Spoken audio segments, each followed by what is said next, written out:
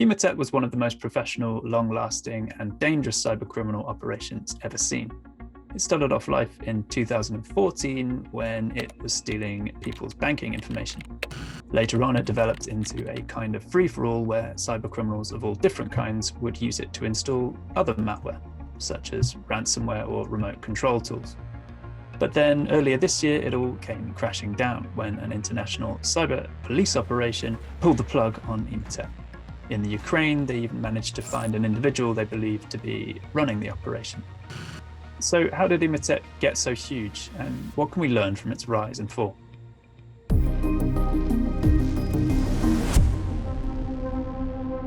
Emotet started off live as your standard kind of banking malware. It would be sent in emails with malicious attachments. Once you open the malicious attachment, it would download onto your computer. From there, when you started using a banking website, for instance, it would steal your login information. But as with a lot of cybercriminal operations, it had to grow. So instead of just doing the banking login information theft, it would also offer up its services to other cybercriminals. So you could buy access to Emotet. And then on every single one of those infected machines, you could try and run your own malware. So that would be something like ransomware, where your computer gets locked up and you have to pay a certain amount of money for it to be unlocked, or it could be something called a remote access Trojan, which is essentially just complete control over your PC. They had absolutely no dependencies on any external resources. Everything that they needed for their operation, they got by themselves and through their own network. So really a pretty complex operation, making it super difficult for us, the defenders, to keep track of everything that's going on and try and provide protections. Emotet had a really broad range of victims, whether that was individuals, government departments, or large private organizations. In the case of Frankfurt, which is one of the biggest and busiest financial hubs in the world, the local government department had to shut down its entire IT network as a result of an Emotet infection. And that kind of thing can cost hundreds of thousands of dollars just to recover from. And down in North Carolina, a school district there had to do the same thing, and again, reportedly costs up to $300,000.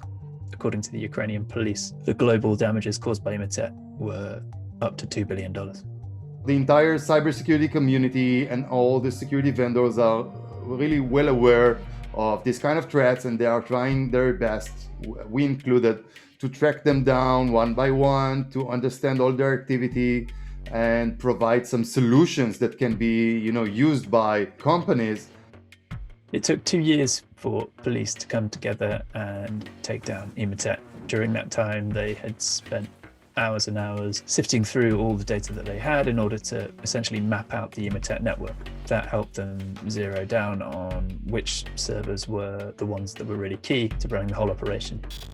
They had actually managed to create an accurate map of Emotet and a kind of model of it, essentially, that they could then test their hacking tools out on, and then hack into the system itself and then take it down. So once they'd practiced on the model, they could do it on the real thing, which is exactly what they did in late January when Europol brought the Dutch police, the German police, and Ukrainian police all together in a day of action that would see the demise of Emotet.